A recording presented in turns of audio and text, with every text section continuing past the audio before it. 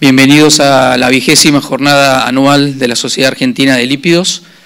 Mi nombre es Pablo Corral, soy el actual presidente de la sociedad y más allá de la bienvenida les quiero agradecer fundamentalmente a los participantes tanto presenciales que tenemos aquí en el auditorio como a los cientos de conectados que tenemos vía streaming de distintos lugares, no solamente de Argentina, sino de otros países.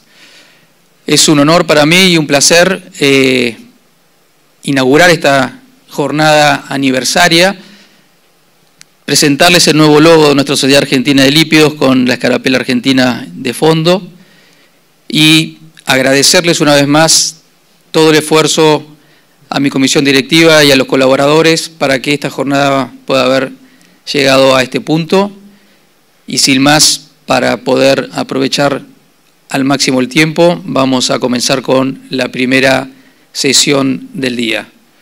Muchísimas gracias.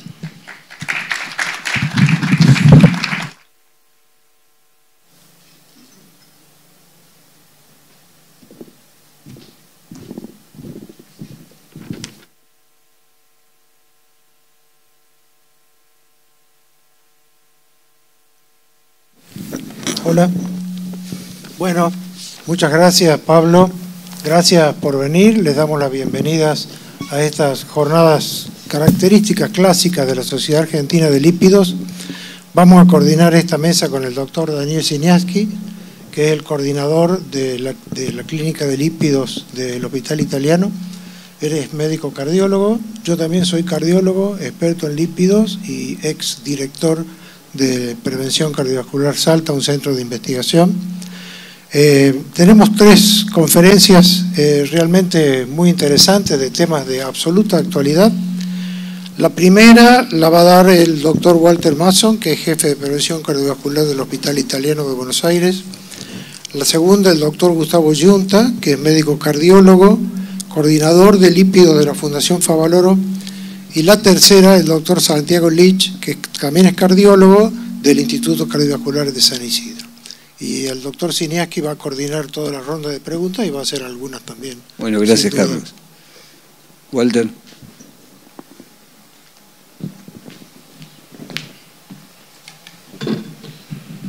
Bueno, buenos días a todos. Muchísimas gracias al comité organizador por la invitación.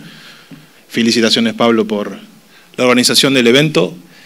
Bueno, vamos a hablar un poquito, unos minutos sobre esta nueva molécula, esta nueva droga que tenemos ya disponible en nuestro país, que es el Inclisiran.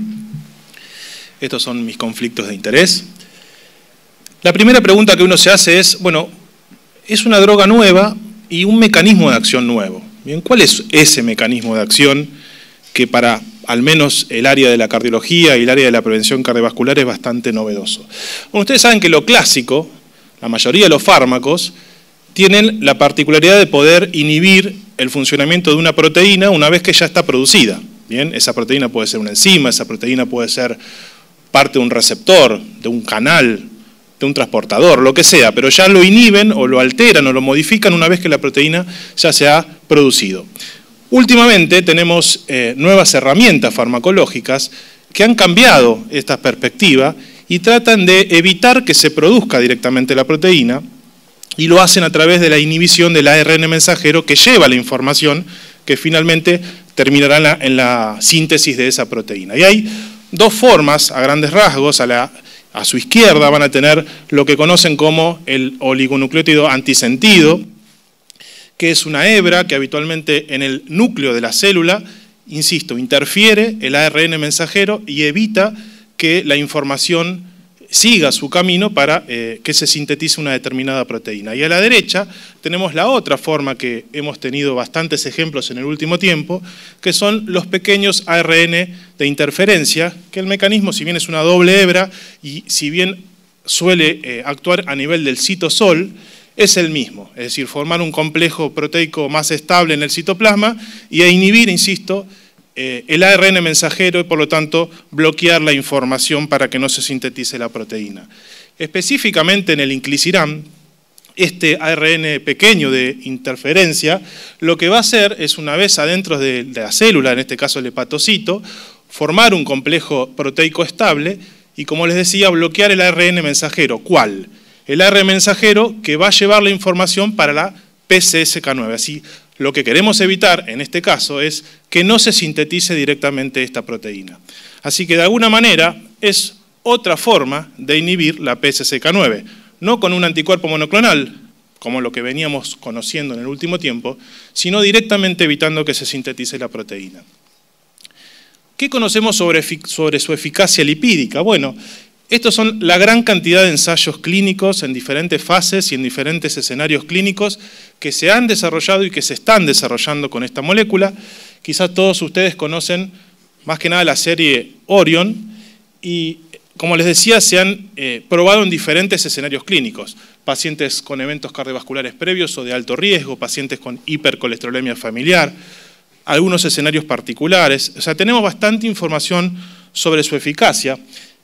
Quizás uno de los primeros trabajos que conocimos, ya hace unos años atrás, publicado en el New England, fue este, que en realidad era un estudio para probar más que nada diferentes dosis del inclisiran y la seguridad, y lo que nos mostraba es que una forma especial de aplicarse, que era inyectable, era subcutáneo, pero con la particularidad, y esto sí era muy novedoso para, insisto, los cardiólogos y el ámbito de los lipidólogos, que se podía administrar un refuerzo a los 90 días y luego cada 6 meses. O sea, esa forma de aplicación era claramente novedosa y con la dosis, fíjense, de 300 miligramos se alcanzaban valores de reducción del LDL de 50 o más % de reducción. Digamos, un porcentaje importante. Quizás estos dos estudios publicados en los últimos años, que incluyeron muchos más pacientes, muestran un poquito mejor la eficacia lipídica. Y esos son el Orion 10 y el 11. Uno se hizo en Estados Unidos, el otro se hizo con población europea y sudafricana. Fíjense, 1.500, 1.600 pacientes cada estudio. La mayoría de estos pacientes eran pacientes con enfermedad cardiovascular establecida, que tenían un LDL más de 70 a pesar de la máxima dosis tolerada de estatinas. Y el esquema fue el que les conté yo. Era un esquema que se usaba el inclisiran, el refuerzo a los 90 días y luego cada 6 meses. Y fíjense que en los dos estudios la reducción de LDL fue muy importante, alrededor del 50% o más, y se mantuvo a lo largo del tiempo. Sabemos también que ambos estudios han demostrado reducciones importantes de la ApoB. Todos ustedes saben lo importante que es bajar la ApoB. Fíjense, 43% y casi 39% menos de este marcador lipídico en ambos estudios, y también el colesterol no HDL, que es una meta lipídica importante que también nosotros consideramos mucho en la práctica. Fíjense, 47 y 43% de reducción. También, como pasó con los monoclonales, esta nueva forma de inhibir la PCSK9 se asoció con una reducción de la LPA. ¿Cuánto? Aproximadamente un 25, un 19%, dependiendo del estudio evaluado. Una extensión recientemente presentada en el Congreso Europeo de Cardiología, llamado Orion 8, pero que en realidad trae pacientes del Orion 3, del 9, del 10 y del 11, agregó 6 aplicaciones más de inclisiran, es decir, 3 años más de seguimiento a estos pacientes, que la gran mayoría, fíjense, casi el 83% eran pacientes con enfermedad cardiovascular previa, y vio justamente la eficacia lipídica. Y lo que volvimos a ver es que el 50% de reducción de lípidos se mantuvo, 50% de reducción del LDL, casi el 78% de los pacientes alcanzó la meta terapéutica recomendada, y al menos al final del estudio, y al menos en algún momento del estudio, 9 de cada 10 pacientes alcanzaron la meta lipídica recomendada para estos pacientes. ¿Qué hay sobre su seguridad? Bueno, la verdad es que en los estudios y en la información que tenemos hasta ahora no aparecen eventos adversos serios, relevantes o a considerar más allá de los que tienen que ver con el sitio de punción, el sitio de aplicación, como cualquier inyección, cualquier fármaco inyectable, pero en principio hasta lo que tenemos ahora no parece haber miopatía, no parece haber hepatopatía, no parece haber nuevos casos de diabetes o algunos otros efectos relacionados con otros fármacos hipolipemiantes. Ahora bien, lo más importante, como siempre decimos, bueno, este descenso del LDL y este descenso de las partículas con ApoB, ¿tendrá un impacto cardiovascular? Bueno, hay ensayos en curso, ahora lo vamos a ver. Esta presentación a principio de año en la revista europea, lo que hizo fue analizar el pool de pacientes de esta serie Orion que estaban, digamos, desarrollados hasta la fecha, con el objetivo de ver justamente los eventos, que los eventos no eran, digamos, el outcome del estudio, sino que se registraban como un efecto adverso, ¿bien? Pero bueno, juntaron toda la información de los pacientes individuales y la conclusión de este análisis, de este pool de pacientes, fue que claramente la aplicación con este esquema de inclisiran, que claramente baja la PCSK9 y que claramente baja el LDL alrededor del 50%, se asoció, fíjense, con una reducción significativa, en este caso, de un 25% de los eventos reportados, eventos cardiovasculares mayores reportados, el famoso MACE que todos conocemos. Hay varios, pero hay dos grandes estudios que nos van a agregar seguramente más información sobre este punto, que están en curso actualmente. El Orion 4, que estos son los típicos ensayos clínicos grandes, cardiológicos, que todos conocemos con otras drogas. Fíjense, miles de pacientes, en el caso del Orion 4, prevención secundaria, con tiempos de seguimiento largos, 4 o 5 años, y el Victorion Prevent, que también más de 14.000 pacientes de alto riesgo, en prevención primaria de alto riesgo, lo mismo con seguimientos largos, con el objetivo, insisto, de ver ahora sí el endpoint cardiovascular como meta final del estudio. ¿La aparición en las guías es una cuestión de tiempo? Bueno, probablemente sí. Sabemos que inclisiran ya está aprobado por FDA y EMA, fundamentalmente para los pacientes de muy alto riesgo con enfermedad cardiovascular, con hipercolesterolemia familiar y también con dislipemias mixtas o no familiares que no controlan sus lípidos con las terapias convencionales. También está aprobado en nuestro país y ya está disponible también por ANMAT aprobado y disponible para utilizar en nuestro país. Las guías de a poco empiezan a aparecerlo, las primeras fueron las del año pasado, estas guías son del Colegio Americano de Cardiólogos, para utilización de drogas no estatínicas, y fíjense que aparece por primera vez explícitamente el nombre de inclisiran en el caso de prevención secundaria en los pacientes de muy alto riesgo que a pesar de las estatinas, el ezetimibe y los monoclonales, o que no se pueden dar los monoclonales, no alcanzan el objetivo de 55, o los pacientes en prevención secundaria de alto riesgo que no alcanzan la meta de 70. Pero ya empieza a aparecer el nombre de inclisiran en las guías, por lo menos las del año pasado, y en el contexto de la prevención primaria, en principio para los pacientes con una hipercolesterolemia marcada, sea familiar o no, cuando no cumplen la meta a pesar de las drogas previas. O sea, ya empiezan a aparecer y probablemente esto cambie. Así que como reflexión final, inclisiran constituye una nueva herramienta eficaz y segura para disminuir el colesterol LDL. La particular forma de administración de esta droga podría claramente mejorar la adherencia. Imagínense ustedes que son 2 pinchazos por año. Los datos preliminares sugieren, al igual que con otras formas de inhibir la PCSK9, es decir, los monoclonales, parecería haber un beneficio cardiovascular, pero obviamente los estudios que están actualmente en curso y que vamos a conocer los resultados en los próximos años, nos van a dar más información y seguramente van a terminar impactando en las guías. Muchísimas gracias. Gracias, Walter. No sé, quería saber si había alguna inquietud o pregunta de la audiencia. Al final la pregunta. La pregunta al final. Bueno, el doctor Gustavo Yunta va a hablar sobre ácido bempedoico. Buenos días. En primer lugar, muchas gracias al comité organizador por la invitación y felicitaciones por estar una vez más organizando este evento este año, que es un muy lindo encuentro entre todos, ¿sí? Y felicitaciones, Pablo, por llevarlo adelante también.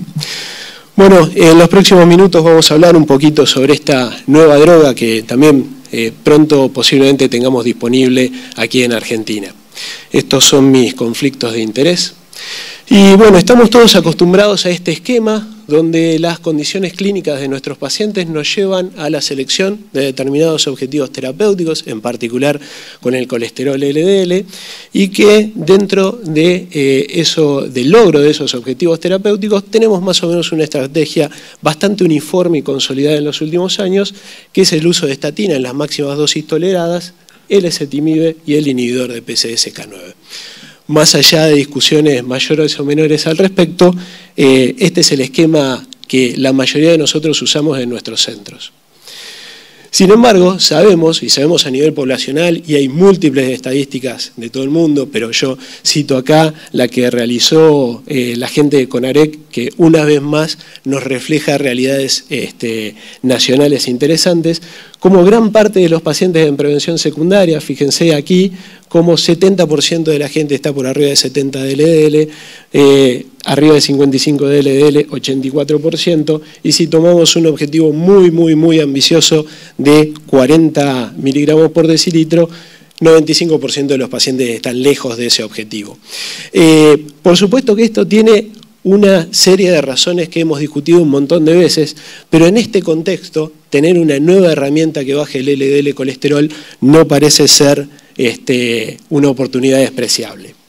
En ese sentido, tenemos esta droga nueva, relativamente nueva en realidad, después les voy a mostrar que hace unos años que viene dando vueltas, pero el ácido bempedoico, que es una medicación bioral de uso diario y que se trata de una prodroga que tiene la característica que va a ser activada por esta acil-CoA sintetasa de cadenas largas, que básicamente esta enzima tiene una ubicación casi exclusiva del hepatocito. Por lo tanto, el ácido bempedoico, si bien va a circular sistémicamente, la verdad es que su paso activo lo va a tener exclusivamente en el hepatocito. Por lo tanto, ese va a ser el tejido donde va a tener su principal función, que va a ser inhibir a esta ATP citratoliasa un paso más arriba de donde van a trabajar las estatinas, y de esa manera inhibir el paso de citrato a acil-CoA y así inhibir la síntesis de colesterol con un mecanismo similar posterior al que tienen las estatinas de reclutar más receptores de LDL al bajar el colesterol intracitoplasmático. Es una droga que tiene una concentración máxima alcanzada a las 3 horas y media. La verdad es que, si bien los alimentos retrasan la absorción, esto no tiene gran impacto en la biodisponibilidad de la droga. No requiere un ajuste de dosis por insuficiencia renal o hepática, como les decía, es de uso diario y tiene una vida media de 15 a 24 horas. Les empezaba a comentar que no es una medicación nueva, ¿sí? Fíjense que las fases de investigación, la fase 1 empezó ya en el 2010 y desde el 2016 están en marcha los estudios del programa CLEAR destinados a demostrar la eficacia y seguridad clínica de esta medicación, culminando esta fase de estudios con la publicación este año del estudio más importante, que es el CLEAR Outcomes, ¿sí? Y quiero destacar también que desde el 2020 ácido bempedoico está disponible en Estados Unidos y en la EMA y en la Unión Europea para utilización como monodroga o asociada a ezetimibe. Básicamente, en un paciente con hipercolesterolemia podemos esperar que haya un descenso de colesterol LDL un poquito superior al 20%. Esto se va a acompañar de una reducción del colesterol no HDL, consecuentemente del colesterol total. También vamos a tener una reducción de la ApoB, y una cosa que es muy interesante que se ve en prácticamente todos los estudios, es que tenemos una reducción importante de la proteína C reactiva. Aquí les estoy mostrando parte de este programa de prevención cardiovascular, de estudios en fase 3 de prevención cardiovascular, donde básicamente tenemos dos poblaciones evaluadas para ver qué pasaba con el ácido bempedoico. Por un lado, aquellos pacientes que no logran metas terapéuticas y que están con las máximas dosis toleradas de estatinas, asociadas o no a ezetimibe, y aquellos pacientes que realmente tienen intolerancia a las estatinas. Vemos que en aquellos pacientes que ya tienen digamos, dosis de estatina de base, podemos esperar que el agregado del ácido bempedoico nos reduzca alrededor de un 15% más los niveles de LDL colesterol. Mientras que aquellos pacientes que son intolerantes, que usan dosis muy bajas de estas medicaciones, de las estatinas en particular, o directamente no las toleran, podemos esperar una reducción un poco mayor, superior al 20%. Hay dos efectos más que son importantes del ácido bempedoico. El primero es la sinergia que tiene con el ezetimibe.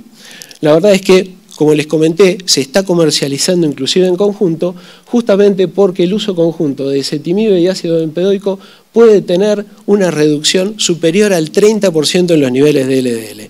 Y además lo que les comentaba antes, una reducción de la proteína C reactiva cuyo mecanismo no se conoce con detalle.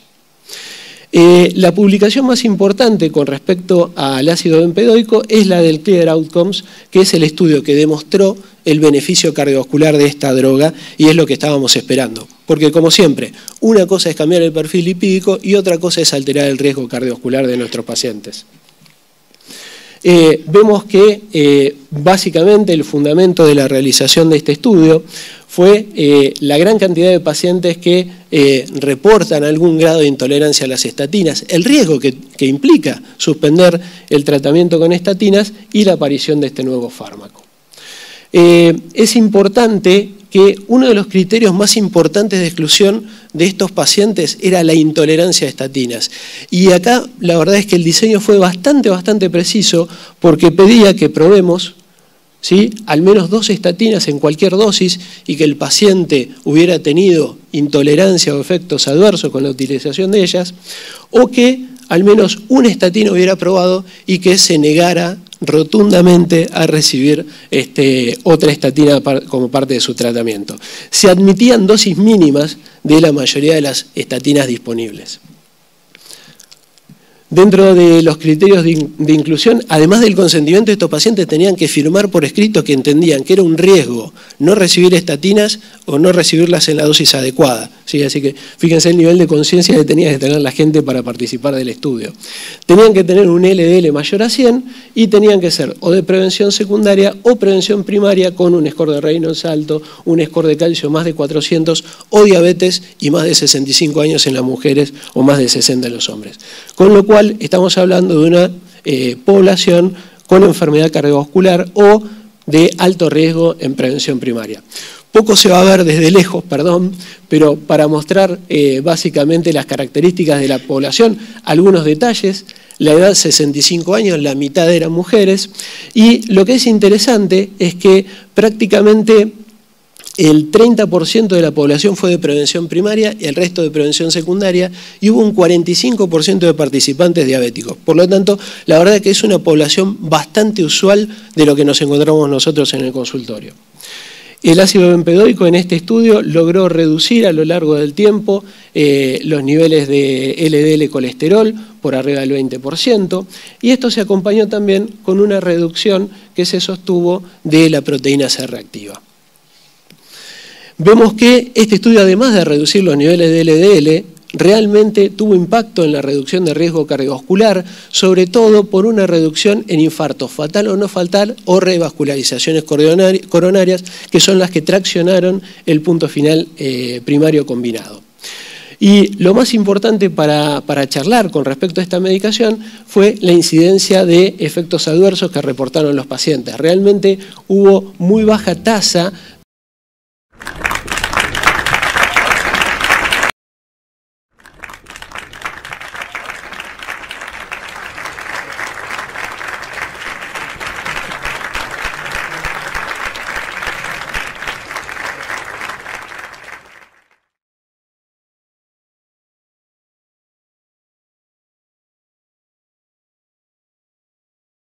Hacer para todos un gran llamado de atención y no tener que estar leyendo en cada artículo de cardiología que leemos a diario en el primer párrafo que la enfermedad cardiovascular, como dije, sigue siendo la primera causa de muerte y mortalidad.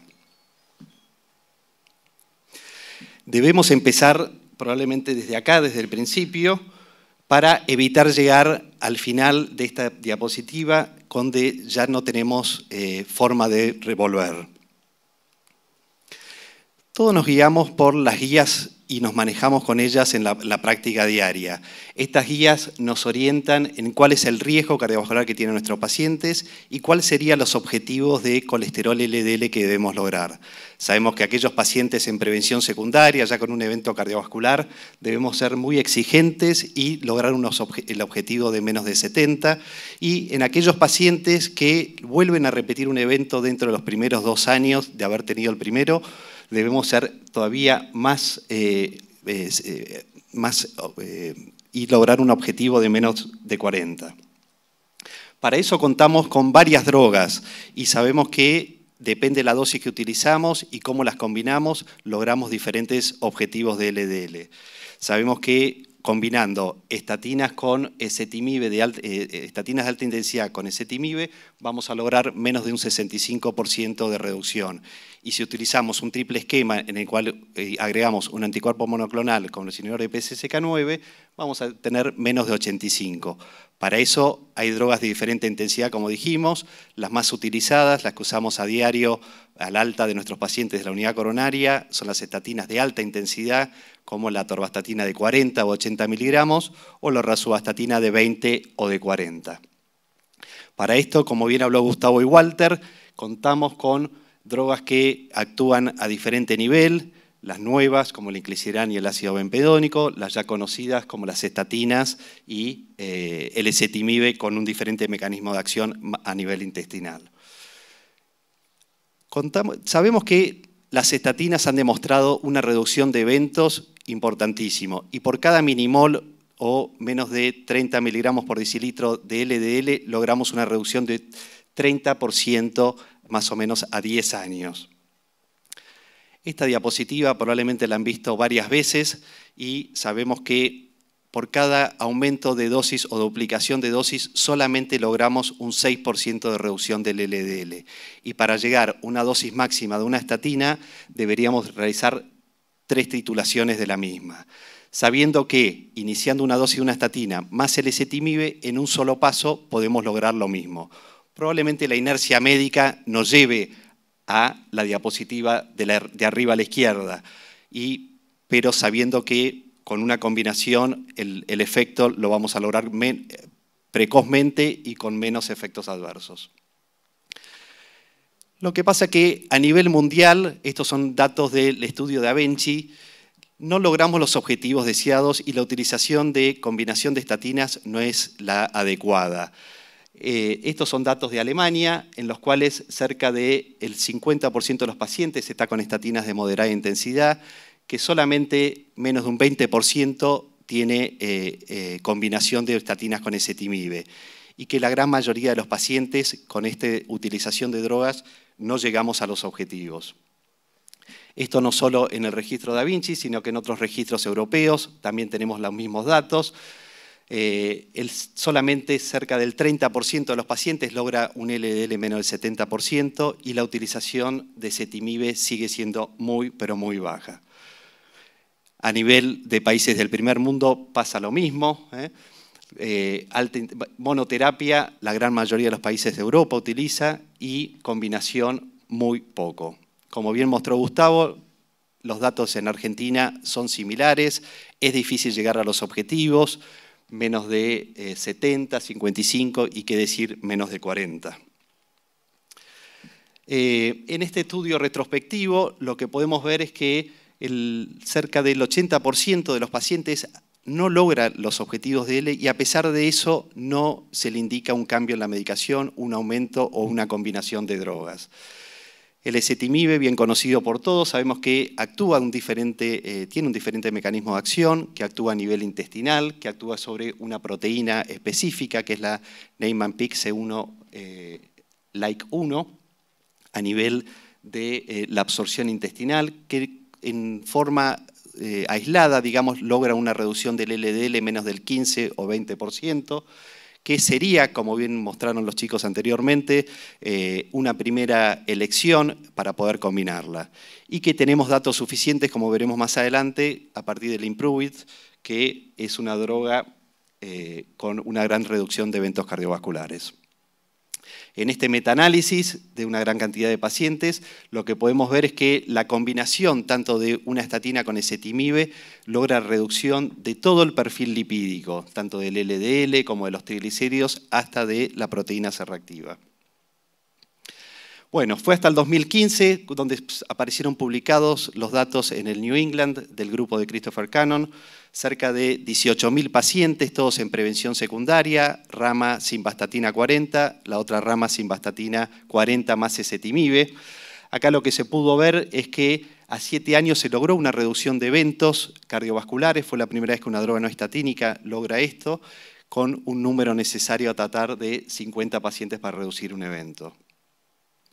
A partir de allí fue donde las guías modificaron estos objetivos que vimos anteriormente. Posterior a ello, y muy reciente, en el Lancet se publicaron los datos de un estudio coreano, que es el Racing. Este estudio lo que evaluó fue seguridad y eficacia de la utilización de una estatina en altas dosis. Ellos utilizaban acá rosuvastatina 20 miligramos versus una estatina de moderada dosis 10 de rosuvastatina versus con ezetimibe de 10 miligramos. Fue todos pacientes en prevención secundaria. No hubo diferencias en las dos ramas. Esto es importante, que tanto los pacientes con altas dosis de estatinas como la combinación en baja con ezetimibe no hubo diferencias en los eventos. Sí hubo una mayor reducción de los niveles de LDL en la rama combinada y hubo una menor abandono en el seguimiento de estos pacientes y una mayor tolerancia a continuar con la medicación. Recientemente salió un estudio post-hoc del estudio Racing también, en el cual dividieron los pacientes en aquellos de alto o muy alto riesgo. La rama combinada en ambos grupos logró una mayor reducción de los valores del LDL. No hubo diferencias, al igual que en el estudio inicial, digamos, en el seguimiento a 3 años, en las dos ramas, en lo que es los eventos primarios. Y estos son datos últimos publicados hace muy poquito de un registro polaco, en lo cual se puede ver que es un grupo chico de pacientes, por lo cual se puede ver que aquellos pacientes que al alta salen con una estatina más ezetimibe tienen una mayor sobrevida que aquellos pacientes que salen solamente con estatinas. Ya en el 2018 las guías de hipertensión arterial nos aconsejaban empezar al inicio del tratamiento con combinación de drogas. Esto se volvió a repetir y sigue estando en las guías actuales de hipertensión publicadas este año. Por eso que sería bueno que aquellos pacientes que de alto riesgo, muy alto riesgo, luego de un evento cardiovascular, tengan combinación de drogas.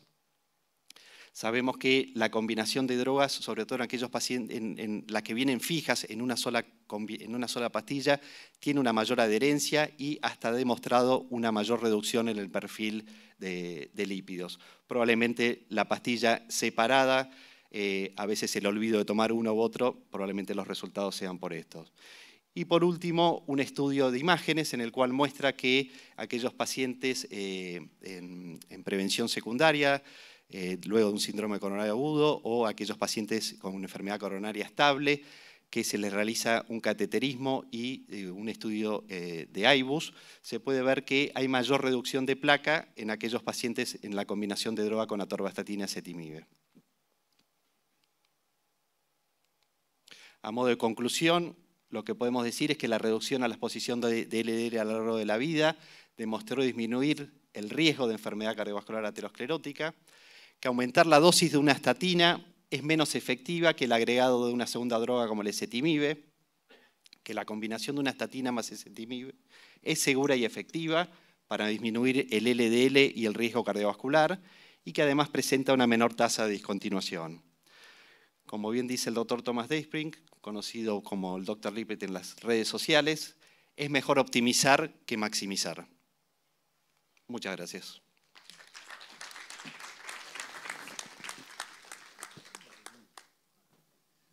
Bueno, muchas gracias. Si ahora sí la audiencia, los invitamos a participar, a los disertantes, y si hay alguna pregunta de la audiencia. Sí, doctor Lorenzati.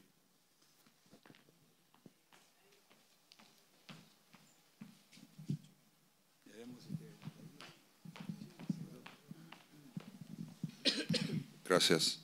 Bueno, excelente las presentaciones. Quería conocer el punto de vista de Gustavo sobre... se dice esto de la hiperuricemia con el ácido bempedoico, pero si uno ve los distintos trabajos, no supera el 10, 12%, lo que pasa es que es el doble de lo que se ve en placebo. Y siendo el paciente intolerante a estatinas un paciente, todos acá vemos ese tipo de pacientes y sabemos qué clase de pacientes son, qué están buscando en las redes, en esto, en internet. ¿Vos crees que eso no tenemos hoy, pero hay expectativa de que llegue a la Argentina? ¿Eso vos crees que va a tener impacto clínico, esa preocupación por la hiperuricemia? Sobre todo porque el ácido úrico para mucha gente es una cosa preocupante, ¿no?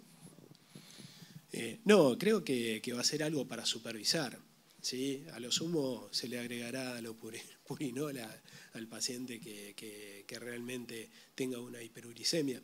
No creo que sea una limitante de la utilización, sí es importante saber que está, ¿sí? El ácido bempedoico reduce la excreción tubular de ácido úrico y también de creatinina. Por eso hay una ligera elevación en algunos pacientes de ambos. Pero creo que es una condición para supervisar. No considero que haya una contraindicación o que haya una limitación. Y sí, es cierto, los pacientes que participaron del estudio CLEAR son justamente esos pacientes con un perfil de mucha ansiedad y mucha preocupación, y que seguro que vamos a tener esta discusión en el consultorio.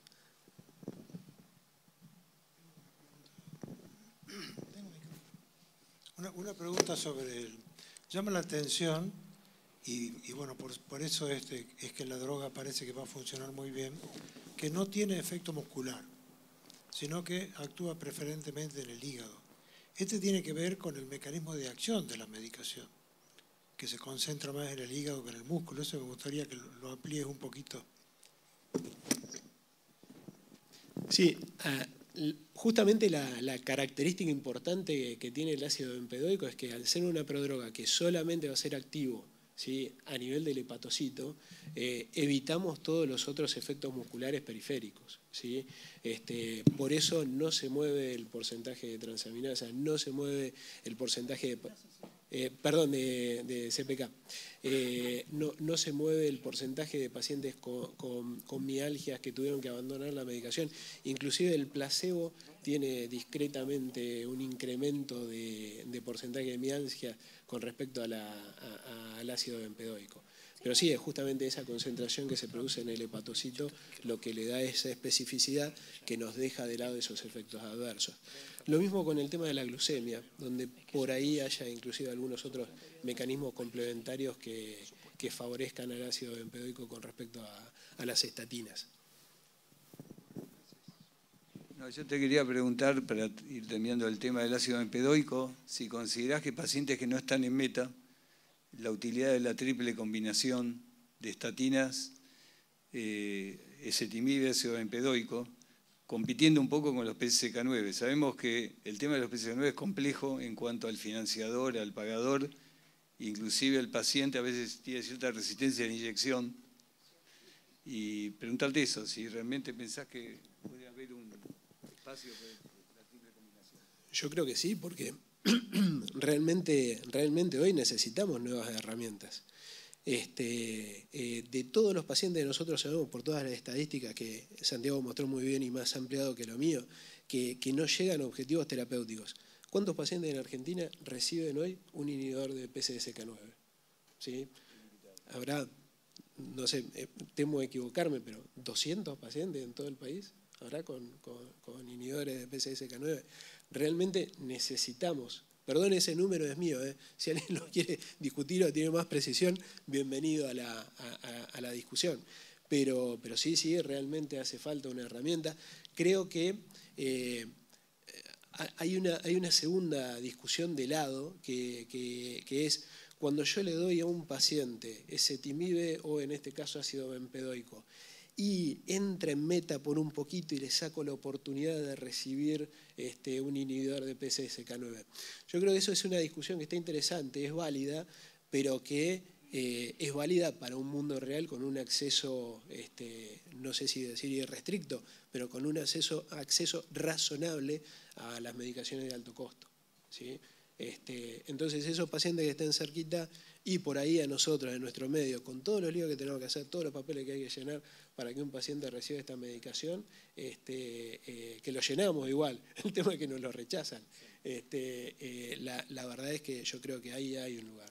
La misma pregunta para Walter. Perdón. Sí. Me llegó una pregunta de una persona. Te llegó a vos y a mí no. Tenía que llegar a mí. No, no sabe cómo hacerlo, se la mandó a mí. Dale. Acá le alcanzo. De nuevo es... Espera, me voy a poner los anteojos. No sé dónde tengo el celular, si no no, si los pacientes intolerantes a estatina fue lo reportado, es referido al Clear Outcome, supongo. Si fue lo reportado por el paciente o validado por elevación de CPK. No. Esto era para ingresar a un paciente al estudio Clear. Lo que hacía falta es el antecedente de la exposición y efecto adverso a esas medicaciones, ¿sí? O sea, las estatinas en general. Y tenían que tener el antecedente de intolerancia a 2 estatinas o una estatina y el rechazo absoluto a recibir cualquier otra. Eso es lo que yo puse ahí, por ahí demasiado breve, pero el paciente tenía que firmar una nota donde decía muy clarito que era un riesgo esa decisión, ¿sí? Y bueno, la verdad es que la gente iba y la firmaba convencida. No se pedía un valor de CPK para esto, no, era un antecedente clínico de intolerancia.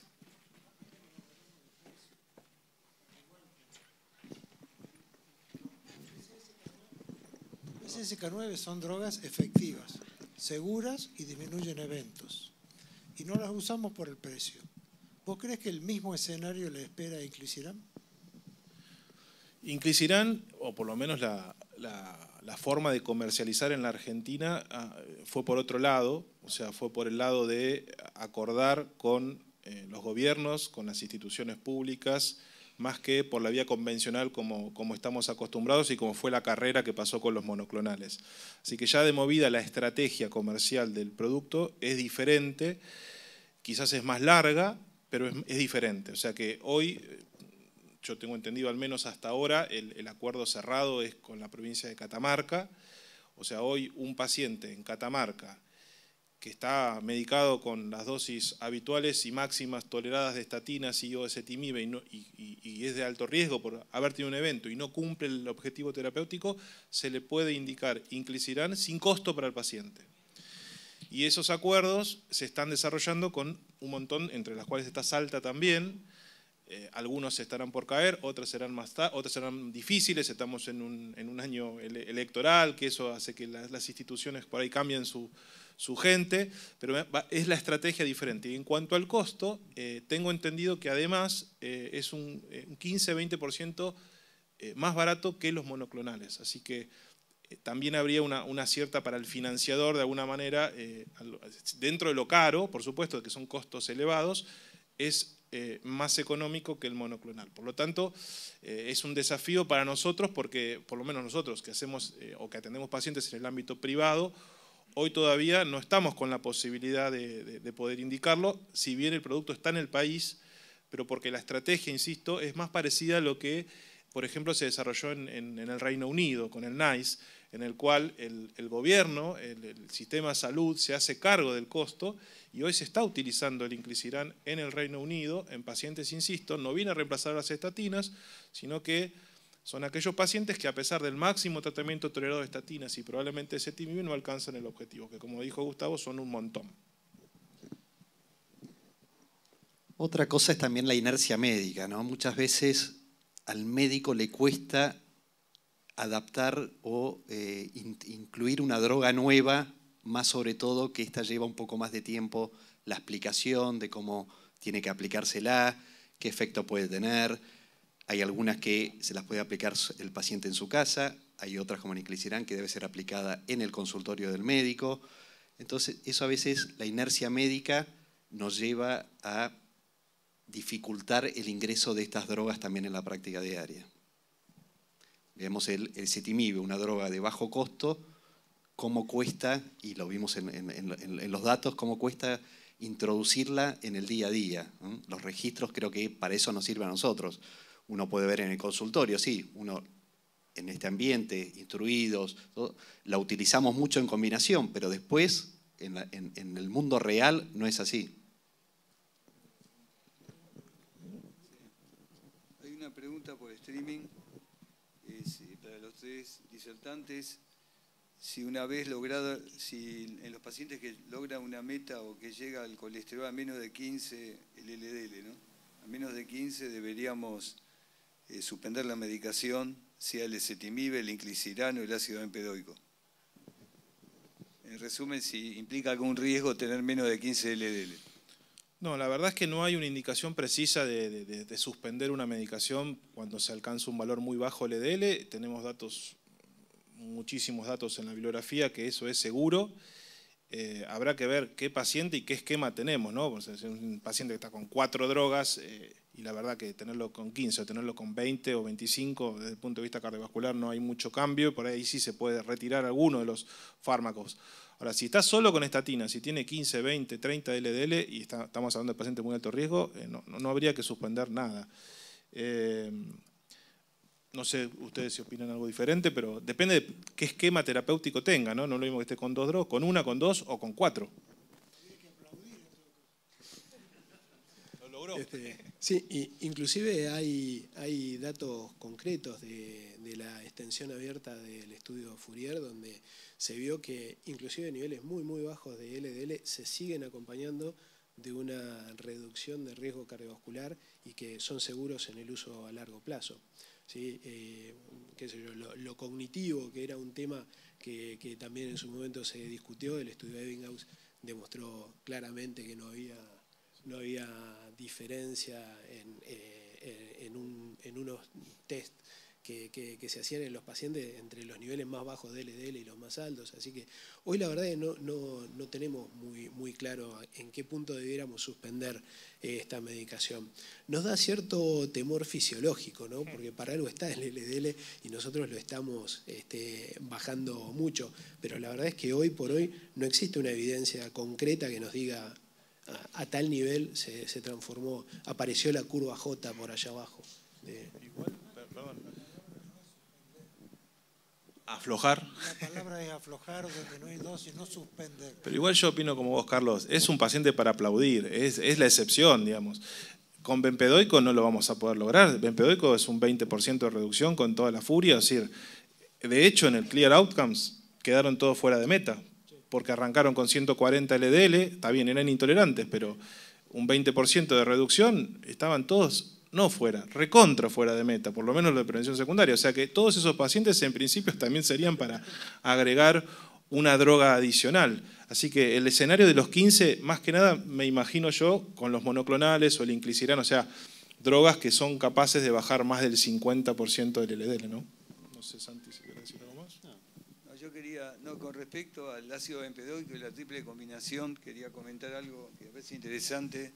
Hay un estudio en fase 3 y lo que llama la atención es la homogeneidad en la respuesta. O sea, aparentemente bloqueando 3 mecanismos. Y lo mismo que pasa con ezetimibe y estatinas. Cuando bloqueamos 2 mecanismos, la respuesta va a ser más homogénea. Y aún si bloqueamos 3 mecanismos. Así que, si bien no ganamos por ahí tanta eficacia en cuanto a reducción del LDL, sí homogeneidad en la respuesta es importante. O sea, muchos pacientes logran más del 50% de reducción. Y le quería hacer una pregunta a Santiago. Si indicarías ezetimibe en el paciente al alta de la unidad coronaria, ¿en qué pacientes? O sea, si tenemos que seguir con la misma estrategia, indicar estatinas de alta intensidad, ¿o hay algún grupo de pacientes que se beneficiaría con con inhibición dual desde la unidad coronaria? Sí, yo creo que hoy en día lo estamos viendo un poco más que a la salida de la unidad coronaria el paciente sale con dosis de una estatina, que puede ser rosuvastatina 20 miligramos en combinación con ezetimibe 10.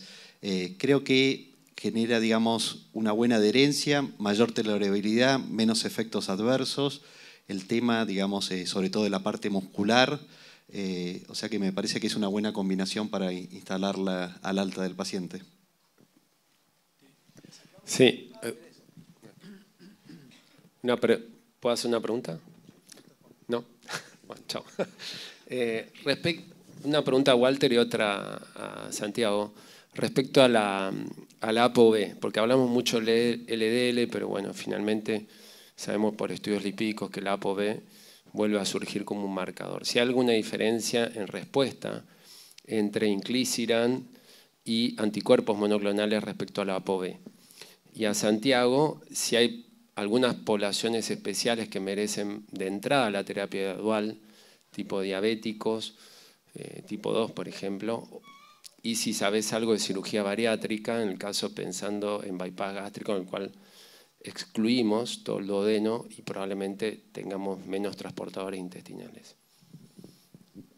La verdad, Juan, es que en principio te diría que no, que las dos son terapias eficaces. O sea, inhibir los PCSK9 de alguna manera u otra, con monoclonales o a través de bloqueo del ARN mensajero, implica una reducción importante de la ApoB. Y eso sabemos lo relevante que es para el riesgo cardiovascular. Después seguramente Facu, cuando hable más tarde de algunas otras drogas, como el pemafibrato, que no bajaron la ApoB. Bueno, la ApoB es crítica para bajar el riesgo cardiovascular y las dos tienen un muy buen impacto.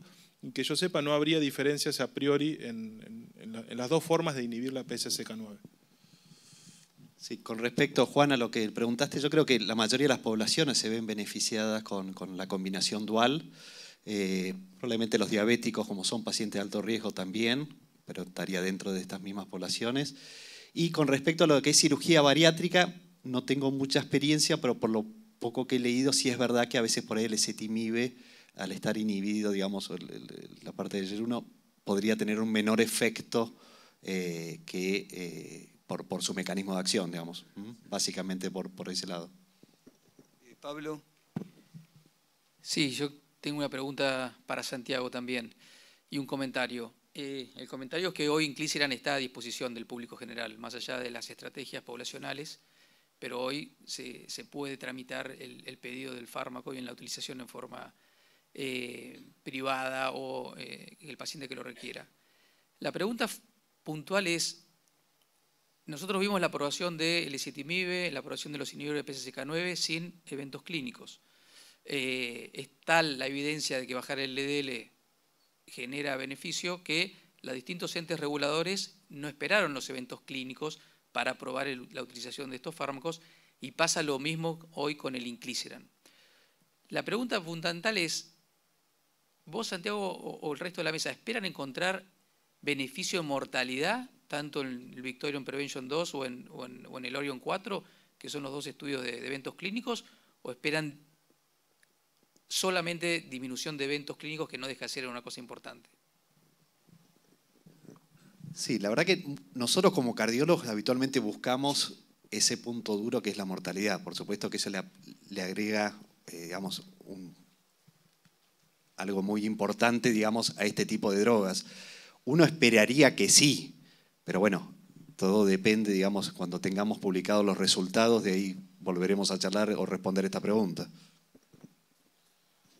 Yo no sé si va a alcanzar para bajar la mortalidad. De hecho, algunos trabajos con estatinas no lo han logrado tampoco y algunos otros trabajos con otras drogas hipolipemiantes tampoco han demostrado el impacto. Es un punto muy duro y muy difícil de lograr alcanzar y no creo que sea la necesidad para poder aprobar el fármaco. Por eso los trabajos utilizan puntos finales combinados. Tampoco conozco si puntualmente esos dos trabajos que vos comentás se va a hacer algún análisis jerarquizado de los puntos finales, como para decir, bueno, en cuanto no se encuentre una significancia estadística en algún punto, todo lo que venga por debajo va a ser totalmente descriptivo, pero no podemos ni afirmarlo ni rechazarlo. Así que quizás, como se estuvo viendo en los últimos grandes ensayos clínicos, si hay un análisis de ese tipo, jerarquizado de puntos finales, y eligieron, como vimos, un punto final combinado, quizás los datos de mortalidad solamente sean descriptivos y no podamos afirmar desde el punto de vista estadístico si tiene relevancia o no, porque ya solo por azar puede ir para un lado o para el otro y desconozco cómo van a hacer el análisis estadístico esos trabajos. La verdad que, gracias Pablo, porque es un muy buen tema el que traes. Generalmente la aprobación de los fármacos tiene que ver con cuestiones de eficacia y seguridad, ¿sí? Y el beneficio cardiovascular por ahí es lo que le permite el ascenso en la indicación en las guías de tratamiento, que ya son más de sociedades científicas y no tienen tanto impacto en la aprobación, salvo que les dé muy mal. ¿sí? Pero está muy bien lo que decís, porque generalmente la aprobación es un paso previo y después surge lo otro y los puntos finales de los trabajos y en realidad los grandes ensayos clínicos son los que le dan un lugar en las guías de tratamiento de los fármacos. En ese sentido, la verdad es que cuando uno se pone a analizar cómo calificar la evidencia, no se le puede escapar que todos estos estudios tienen un diseño de puntos finales combinados, en los cuales el cálculo muestral se hace para, en el menor tiempo posible, juntar esos puntos finales y encontrar la diferencia. La mayoría de los fármacos, inclusive vuelvo a la Open Label Extension del Fourier, recién ahí se ve impacto en mortalidad. Muchos de los estudios requieren un tratamiento abierto de más largo tiempo para demostrar el beneficio en mortalidad. Pero, por ejemplo, si una droga baja, ¿sí?, un 40% un infarto, y uno, la verdad es que el tipo que se infartó y el tipo que no se infartó son distintos. Y uno espera y presume que eso va a ser un beneficio. Yo creo que en pocos lugares de la cardiología se toma la mortalidad como para subir o bajar el pulgar a una droga. Es todo el complejo ese MACE el que determina el lugar en las guías. Alberto, te quedan 30 segundos. Bueno, no, casi que lo ha contestado Gustavo. O sea, los estudios diseñados con eventos suelen ser cortos, como el Fourier duró 2.2 años y en la extensión se vio disminución de la mortalidad. Y aparte ha cambiado el escenario, ya no es lo mismo que el escenario cuando se publicó el 4S. Hoy tenemos angioplastia en agudo, que va para el placebo como para el paciente que está en droga activa. O sea, eso ha disminuido mucho el espectro de pacientes que pueden tener muerte cardiovascular sin que esto sea una cosa rotunda, pero es un elemento más, al igual que la duración del estudio, que pueden influir para que sea tan difícil hoy. No se vio en el Clear Outcome, no se vio en Fourier, en Odyssey, no se está viendo disminución de la mortalidad cardiovascular porque, bueno, son estudios cortos y hay muchas herramientas como esta de tratar el paciente en agudo. Bueno, cumplido el tiempo, muchísimas gracias a todos, felicitaciones a los disertantes y al público por participar.